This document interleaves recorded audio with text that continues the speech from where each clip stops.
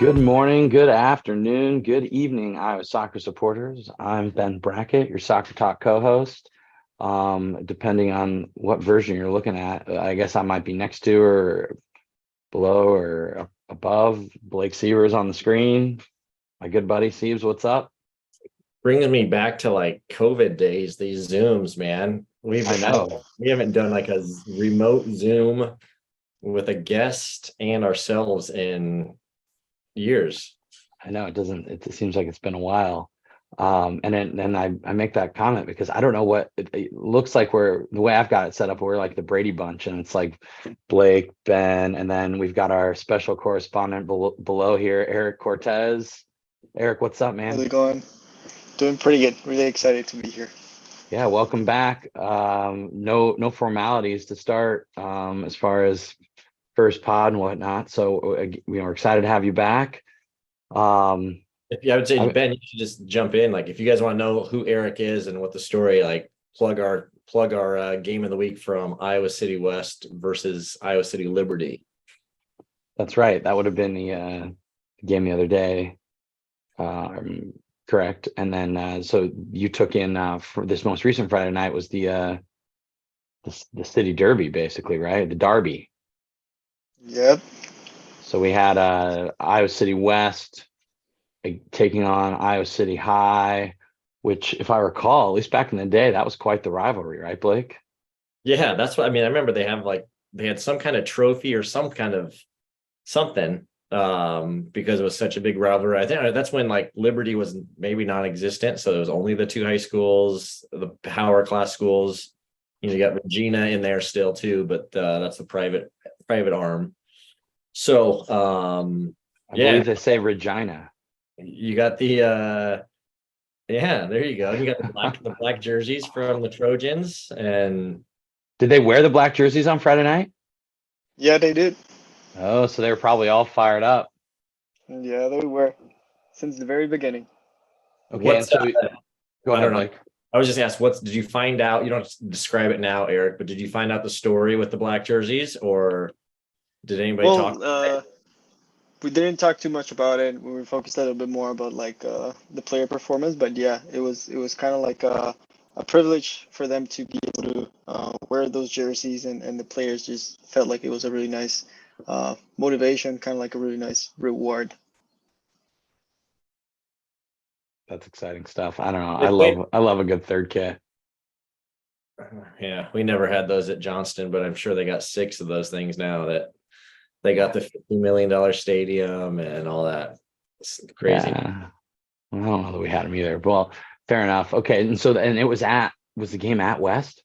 I So it don't even, was at This the is a big Hawkeye deal. Stadium. Yeah, I want to know like how that oh, was. that's right. That's a sweet Yeah. facility. It really is. The first thing you notice as soon as you get in there, when you look at the stadium, is how pristine, how flat the grass looks. And you just, if you know soccer and if you played soccer, as soon as you see that field, you know how good that feels whenever you're playing. Yeah, nice grass field is the best. Yep. You have you looked into being a practice player for the women's team? Actually, I'm looking into becoming one of the managers. Okay, there you go. Nice. So yeah, hopefully that works out. It's kind of like being a manager for the soccer team is complicated because they have a lot of time commitment, but it'll be really exciting as well to get that in with a lot more soccer. Very cool. So tell us about the atmosphere there. 'Cause, I mean, so it'd be off campus for both schools, right? So what was that like? And did people show up? It's Friday night. A lot of people actually showed up. Yeah, the bleachers were pretty much split. Uh, City City was on the right side, and then West was on the left side. I kind of tried to sit around the middle, have a neutral stance in there. There was a lot of students. There was you have the bleachers, then there's a little like a section of grass, and then there's the field. In the section of grass, there was a lot of students just hanging out. A lot of the girls from the previous games were also there watching the game, and there was a lot more people just walking in and like sitting around. They even had like the building behind the coaches' dens. There was some people in there as well watching the game, so it was really nice. Very cool. Well, so City West is historically, basically the dominant Iowa City school. And without revealing the outcome, I was looking back at the previous outings. Blake, if you looked at this on Bound, you were telling me how awesome this is. It looks like all the way dating back to 2011, Iowa City West has won 12 out of 16 matchups against the two teams, which is crazy to me. That's a lot. Yeah, no, and it shows the scores too. Like, They're yeah, it's fair. They're pretty close. Well, no, they're not really that close games, are they? one. Yeah, I mean, I don't know, all Here and relative. there. Yeah, fair enough. Well, so that's a plug for a not partner of ours yet, but I bet you they will be soon enough by the amount of times we talk about them. Check out www.gobound.com if you want to see all the stats. Maybe that's like a little plug for them. Hopefully they'll hear it, right, Siebes? Yeah, well, our audience has to grow from 4 to 5. That's all that matters, is that one person that Bound. Exactly. So I remember just, some of the players from Iowa City West, from the conversation we had last time. Tell us a little bit about the game. So yeah, right off the bat, the game really started with a very fast pace. Both teams were really trying to set the tone, and in the very beginning, you could see that players were really eager to get things going and try to score very quick, or at least try to make some chances happen in the first half. We had Daniel Fuentes, number 17, start as a winger this time. He had the previous game. We talked about it in our podcast where he did pretty good. He had a good showing. He had those shots, and then again in this one, a bit of a quiet start. You could tell that it was a little bit of nervousness. There was some nerves in there, but he eventually tried to show up. He had a really good chance in that first half. It was a close miss.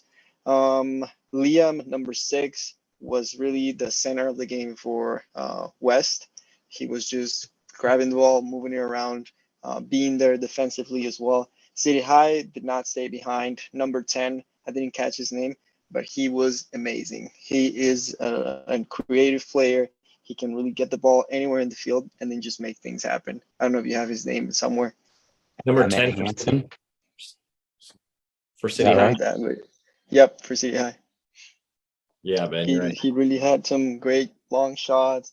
He would always try to, grab the team from behind and then push it forward. And then whenever he had the ball and he was under pressure, he could really just lose whatever pressure you put on him. He had great body feints. He would just get away from anybody that you put on him. Although City really struggled to create clear chances, they were really trying to at least get shots in, and you saw it a lot. West's keeper had a lot of shots that he had to deal with in that first half, longer shots. So he would have to either watch it out or make a save happen. So it was a really good game for him as well. Overall, the number 32 also for City High, a really, really tall striker. He was really good at moving around as well without the ball, which I believe to be very important for a forward.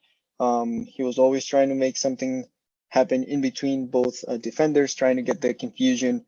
You can see that the number 8 for West, one of their defenders, was really trying to stick to him. And then I believe it was number 4, who was also the other center back. He was trying to, stay a little bit behind, give a little bit of space to try and deal with that dangerous player. So yeah, it was kind of like in the beginning, just going back and forth, trying to make things happen. And then we had our first goal actually in the minute 38 by Liam, number 6. It was a great individual drive. He kind of started towards the, I would say the second third, the end of the second third, and then I want to started ask you what dribbling through. Liam's last name is, just real quick. Ooh. But I don't want to try. I don't even want to try. Sorry, if Liam. for you guys it's difficult, I like imagine me trying to learn a different language and then also trying to learn a different kind of last names.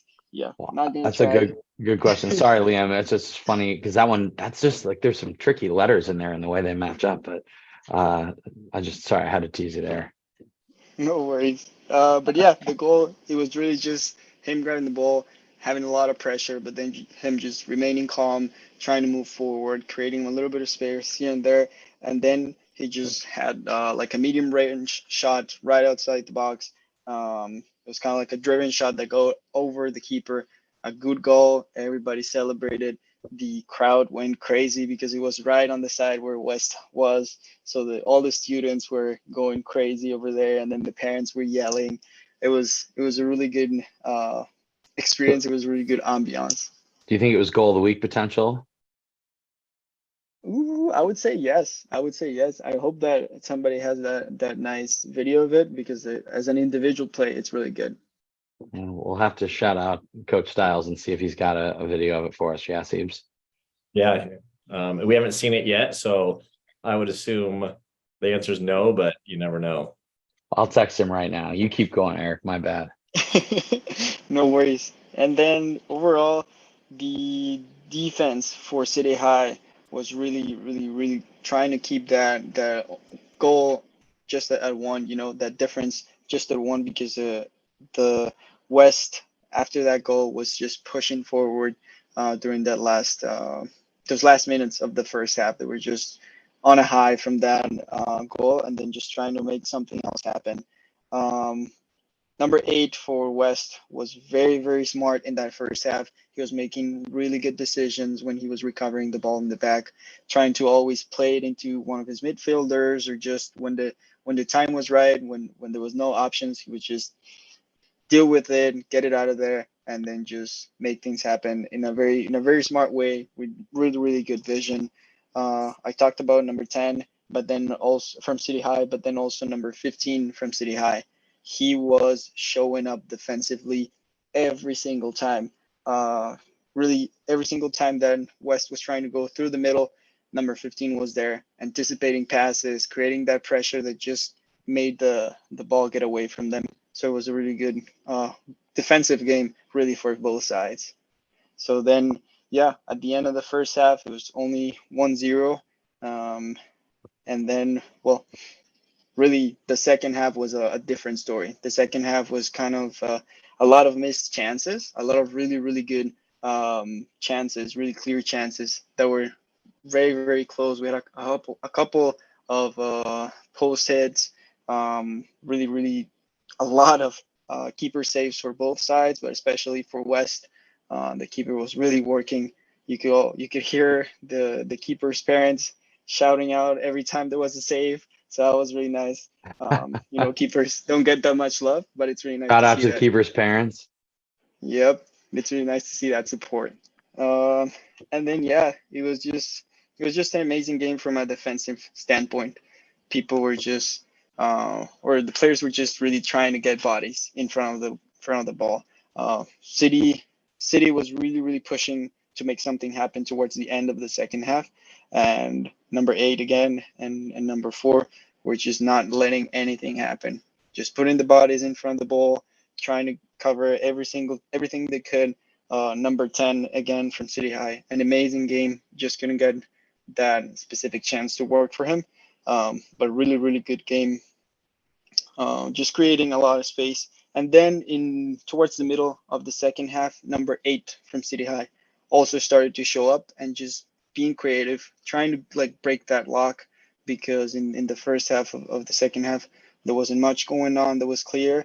And towards that second part of the second half, that's when number 8 started to make things happen together with number 10, and then just started to push forward. And then towards the last maybe 7 minutes, it was kind of going back and forth, chances on both sides. We had Daniel Fuentes hit the crossbar of a long ball play around like 7 minutes before the end of the game. And then towards maybe 4 minutes before the end of the game, number 10 had a really, really, really clear chance where there was a long ball on a cross. He was coming in on behind the keeper. The keeper tapped it out because he had a striker right on top of him, and then it fell onto him. But then again, number 8 and number 4 just rushing and getting those bodies in front, and then making that save happen. And then from then forward, it was just back and forth. Balls were going everywhere. just going long as often as they could to try and like get rid of that clock, because it was a lot of pressure for both sides. It's Ben, I think it's interesting. So Fuentes was clearly, I think, safe to say, man of the match against Liberty. But other than the crossbar, it doesn't sound like he had as much involvement. And then number 7, Michael Nelson for West. Again, everybody has talked about him, and it doesn't sound 2 games in a row. Now, I don't know if that's whether he's got a knock or not playing or what, but it's interesting that he is not he hasn't been as featured as he was last year. Who knows? Maybe his number's wrong on bound. But so one thing I was just trying to take a peek at is to see if there was any foul statistics or anything like that. Was it a physical game? Because I just imagine that you're playing on grass. It's Friday night under the lights. Field's nice. Like I assume people are flying in all over the place, right? So you're just like that's what I envision. The rivalry, yeah, the derby, like boom, yeah. Everything.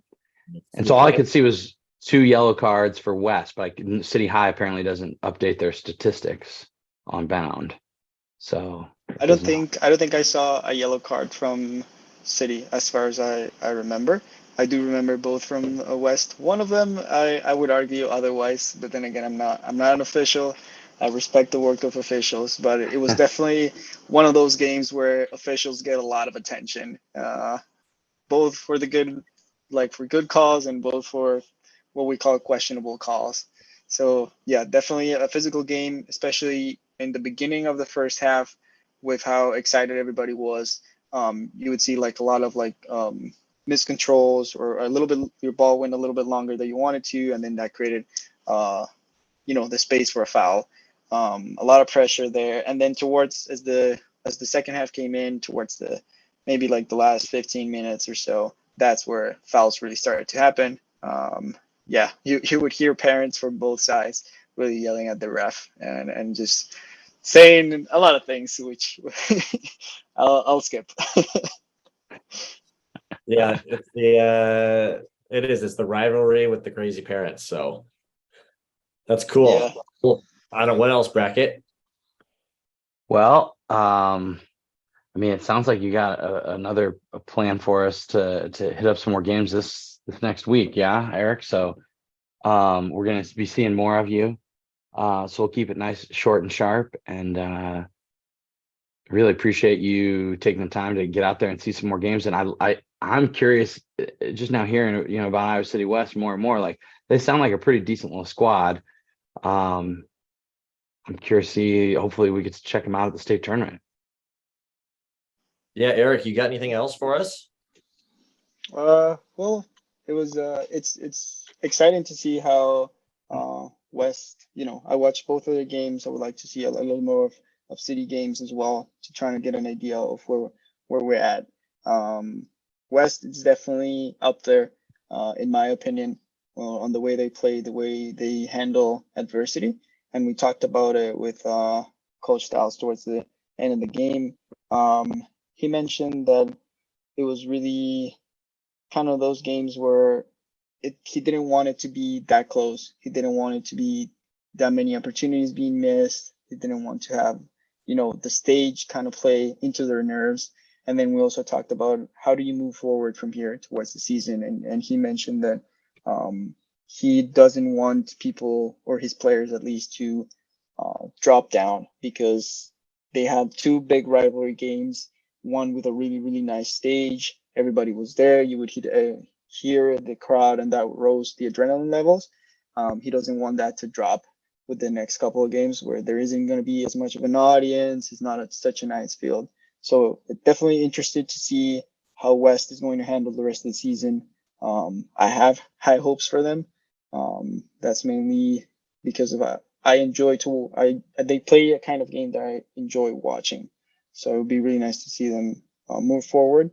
But yeah, just excited to watch some more games, try to give some other teams a chance to get the spotlight a little bit. Awesome. Well, thanks again, Eric, and we'll look forward to chatting with you again here probably in a couple of days. Thank you. You gonna Oh, plug Siebes, we should probably plug some things. Yeah, so Wait, have Eric, have you memorized everything yet? You ready? Ooh, not yet, not yet. So, if you want to see Eric being super uncomfortable, you can check us out on YouTube.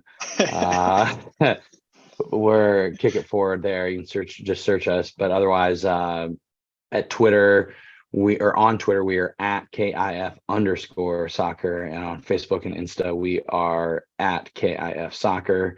You can also email us at hello@KIFsoccer and check out our website, which is KIFsoccer.com.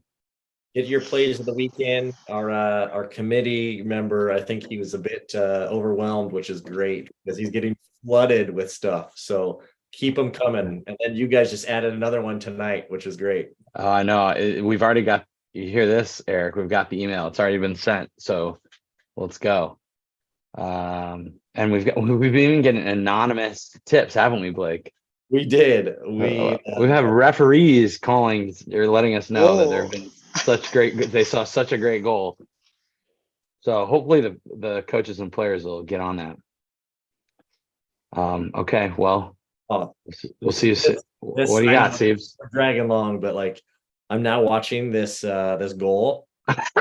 Talk about like the quality of the video is incredible. The fan, you can see like the number of people that are sitting watching. They got like a little hill, like Eric was talking about, of grass outside of the bleachers. Well, why don't you forward it to me? Yeah, that's sweet. This is good. Come on, Styles, sort it out. Liam, well All done. Stay tuned. Sorry to run you guys long. Take it easy, guys.